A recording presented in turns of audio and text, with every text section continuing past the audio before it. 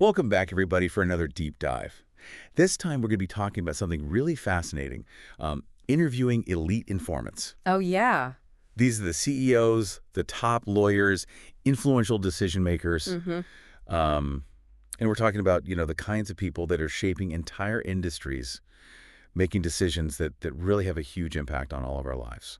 Yeah, and I think this is such a unique research method because it's not just about getting information, right? Yeah. It's about really trying to understand the mindsets and motivations of the people, like kind of behind the scenes. Right. It's like you're trying to decode an entire industry or an entire, a company or whatever it is Yeah, by getting inside the head of the people at the very top. absolutely. But I imagine, it can't be easy to get these people to just open up and share these, these insights, right? Yeah, no, you're totally right. Access is like the first major hurdle. Yeah. These people are incredibly busy. They're often guarded. They're surrounded by gatekeepers. So researchers have to get creative. Right. Like some of them will tap into like university alumni networks. Others will leverage personal connections. One example is like sometimes they'll even try to find somebody who went to college with the CEO's son. Wow. So it's really all about who you know, it sounds like. Yeah, connections definitely help. But, it's not just about that. Researchers also try to offer something valuable to the informant. Right. Like they'll frame the interview as a way to like solve a problem. Okay. Rather than just like extracting information. Yeah. And sometimes even like engaging the gatekeeper can be really key. Interesting. There's this one researcher that I read about who like befriended a CEO's executive assistant. Wow. And then, basically the executive assistant became an advocate for the research within the company. Wow. That's clever. So it sounds like getting that initial interview is it's a delicate dance. Oh, totally. But even once you're in the room with this person, how do you make sure that you're actually getting honest answers from people who are probably used to presenting a very specific narrative, a polished narrative?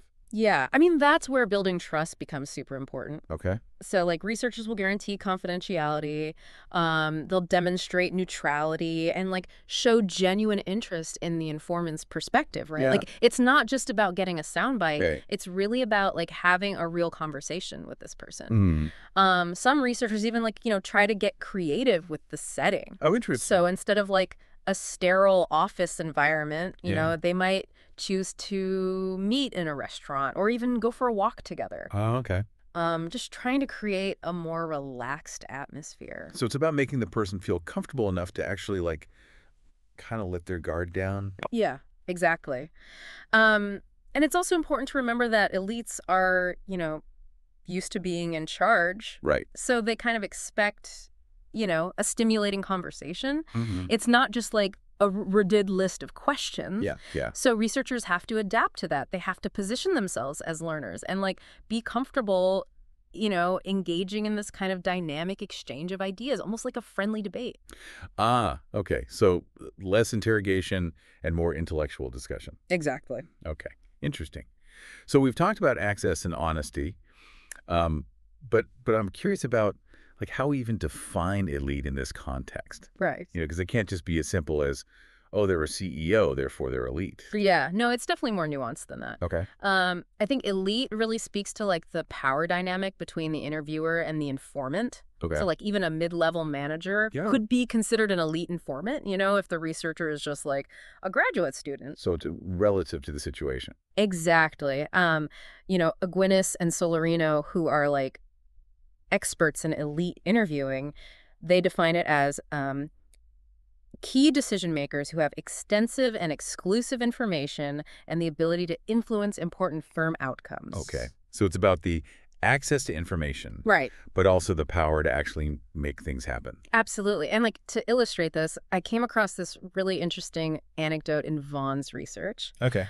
So he was interviewing this like high-powered partner at a British law firm. Mm-hmm. And at one point, the partner kind of subtly corrected him on a tiny detail about legal terminology. It was really like a minor point, but it totally shifted the whole dynamic of the interview. Wow. Because it was almost like, subtly asserting his superior status. Like, I know more than you. Yeah, exactly. And so like, every interaction, every word choice kind of carries all this weight in these interviews. Wow. I hadn't even thought about it that way, but that makes total sense. Yeah, and I think that's a key takeaway here, is that these power dynamics are always at play, even in the most subtle ways. Yeah. And researchers have to be like incredibly aware of these nuances to like navigate these interviews effectively. So far, we've talked about how researchers get access, how they secure honest answers, and even how we define what an elite informant is. Yeah. And it seems like, there's so much more to uncover here. Like, what are some of the techniques they actually use to get around these issues? Right. And that's what we're going to be talking about next. Awesome. I can't wait. Yeah. So stay tuned. Yeah. So, we've been talking about how researchers gain access to these elite informants and how they build trust. Yeah. But what about making sure the information they're getting is accurate? Yeah. That's a great point, right? I mean, because, these are powerful people. Exactly. They could have a motive Yeah. to, like, spin things or downplay certain events. Yeah, absolutely. And that brings us to like one of the biggest concerns in this kind of research, which is credibility and dependability. How do researchers know that the information they're getting is reliable? Mm-hmm. And there are a few things that they do. Right. One of the biggest ones is called triangulation. Triangulation. Yeah, it basically means you're cross-checking the information from the elite interview with other sources. Oh, okay. So, like, if the CEO tells you something, you're not just taking their word for it. Exactly. You're going to look at company data. Maybe you'll talk to some lower level employees. All right. You'll look at archival records, news reports, things like that. You're trying to get like a multifaceted picture, Oh, interesting. to make sure everything kind of lines up. Yeah, so it's kind of like detective work in a way. Yeah, totally. Like gathering evidence from all these different places. Exactly. And triangulation is especially important when you're using certain sampling methods, like snowball sampling or convenience sampling. So what is snowball sampling? So snowball sampling is basically where you get referrals.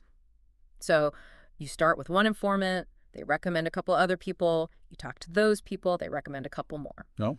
And so it kind of snowballs from there. Convenience sampling is pretty self-explanatory. It's just talking to people who are, easy to get access to. Right. But I can see how, like, both of those could lead to, like, a limited range of perspectives. Exactly. Because you might be talking to a bunch of people who are all, in the same network. Yeah, exactly. So to counter that, what researchers do is they actively seek out disconfirming cases. Okay. What's a disconfirming case? So a disconfirming case it's basically, you're looking for people who might challenge the patterns that are emerging from your research. Okay. Maybe they have a different experience. Yeah. Maybe they have a different perspective. Right. So you're not just getting, like, a one-sided or, like, overly favorable narrative. Yeah. You're trying to find people who maybe, contradict some of the things that you're hearing from other informants. Absolutely. Okay. This is super important.